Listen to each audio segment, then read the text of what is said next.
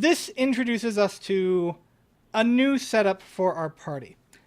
Some new rules that we have to follow.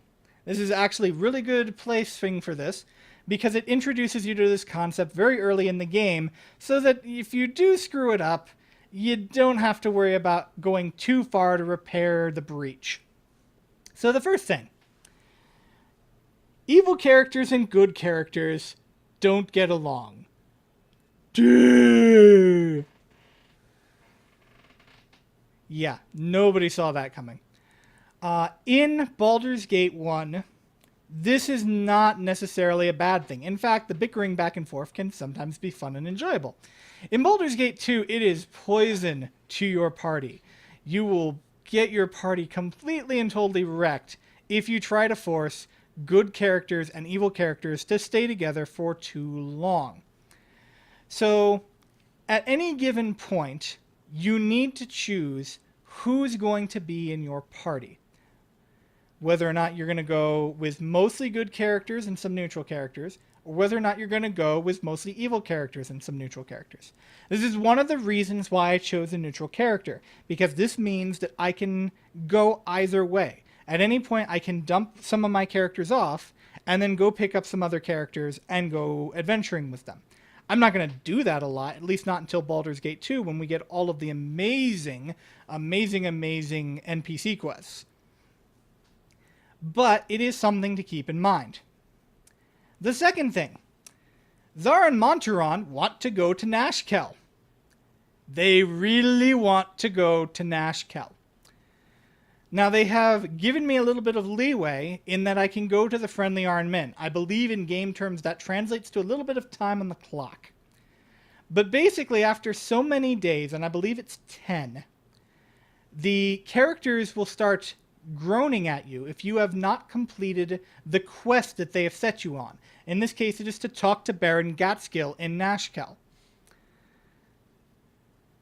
If you continue to have them in your party and do not complete their quest, they will leave. For good. So if you have party members you want to keep, you need to make sure you get their quests done. It should also be noted that if you disband them, so in other words, you pick them up and then you drop them off somewhere else, the clock does not stop. So if I disband them and then I don't go to Nashkel within the time limit and talk to Baron Getskill, and then I talk to them again and get them to join my party, they will join my party and then immediately abandon it. For good.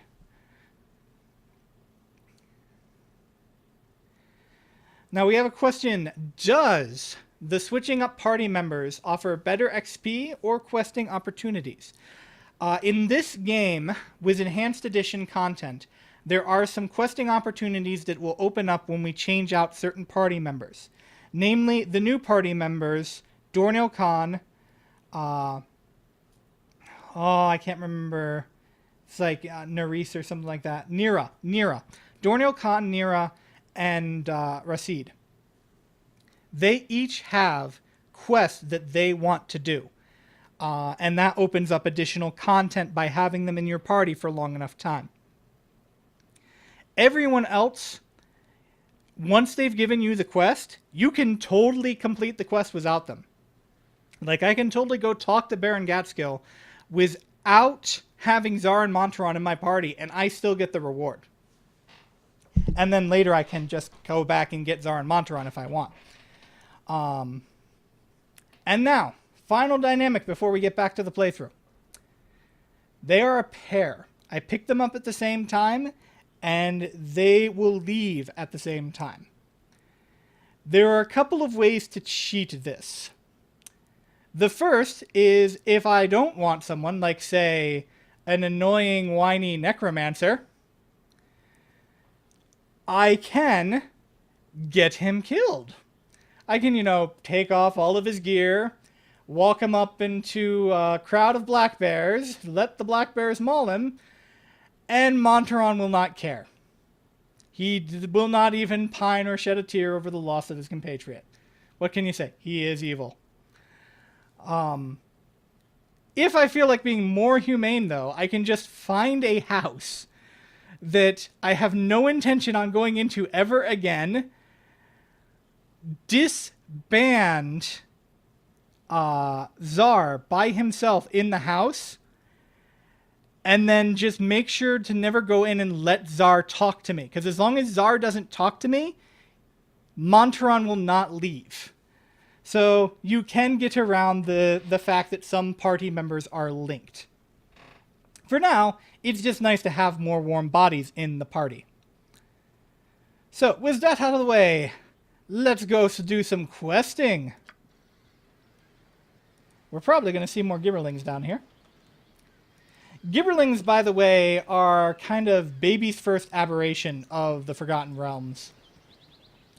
They are in many ways very, very similar to a goblin or a kobold, only they are aberration type instead of a humanoid.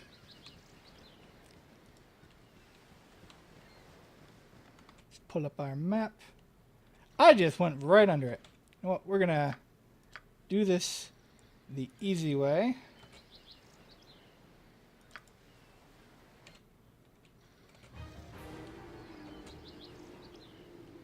Oh wow, I don't have the autopause on. Alright, we'll go into that real quick. First, let's kill the wolf. Something if I must. That's a dire wolf. Wow, what's he doing in this area? Be good. Yes? I'm gonna get Czar out of the way. I was not intending on feeding him to any wild animals.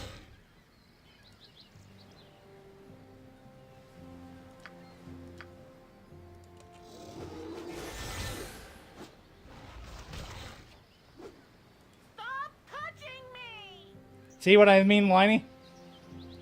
You're a queer fellow. And I'm just going to leave Czar alone and let everybody else take care of this thing. And there it goes. I stand ready. That was actually quite a bit more XP than I was hoping to get right now. And I actually mean that literally. You're probably like, why would you not want to get more XP? Oh yeah, before I forget, let's go into the option menu real quick. So this game uses strategic combat.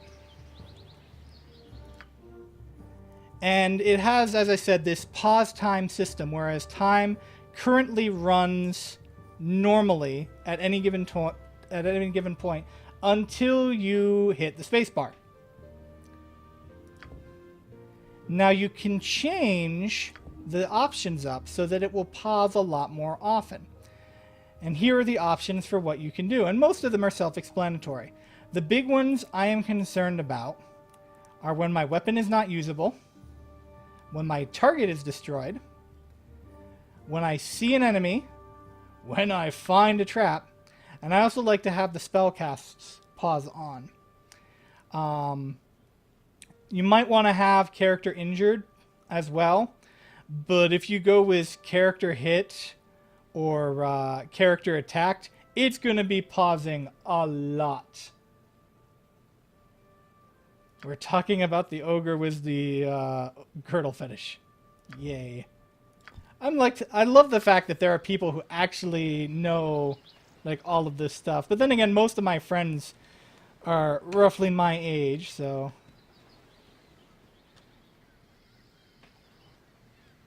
And now we come upon the site of the massacre. I will not cry! And we loot the body.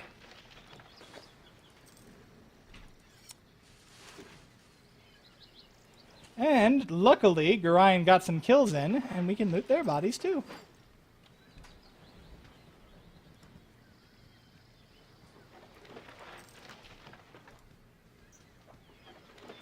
And pick up some nice gear to help get our growing party a little bit of a start.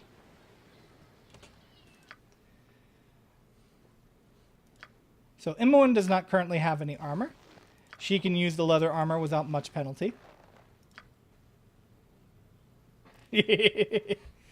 Now, you know, I'm not going to identify this, but I already know what it is. Unlike some other games, other RPGs, you do not need to identify items to know to use them. You get the full benefit, basically, of any items that you find. I also love the fact that, you know, kind of like hinting at it, in the Enhanced Edition here, Imoen can now use that wand. As opposed to before, she just mysteriously had a wand on her. I don't particularly care about either of those spells, so I'm not going to teach them to my main character. And again, I don't care about Infravision either. We will sort things a bit, though, by having Zar hold on to our spells for the time being.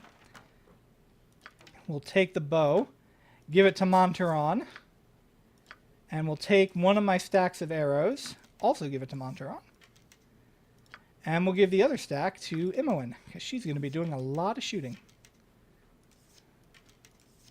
That's pretty much all she's going to be doing, other than detecting traps. Now, the letter.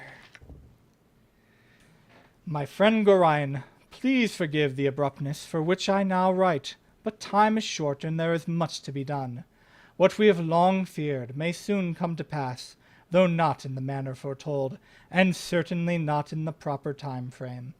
As we both know, forecasting these events has proved increasingly difficult, leaving little option other than a leap of faith.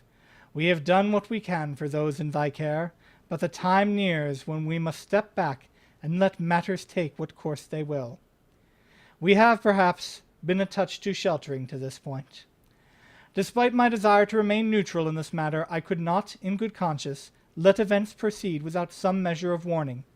The other side will move very soon, and I urge thee to leave Candlekeep this very night if possible. The darkness may seem equally threatening, but a moving target is much harder to hit, regardless of how sparse the cover. A fighting chance is all that can be asked for at this point. Should anything go awry, do not hesitate to seek aid from travelers along the way. I do not need to remind thee that it is a dangerous land, even without our current concerns, and a party is stronger than an individual in all respects. Should additional assistance be required, I understand that Jaheira and Khalid are currently at the Friendly Arm Inn. They know little of what has passed, but they are ever thy friends, and will no doubt help however they can. Luck be with us all. I am getting too old for this.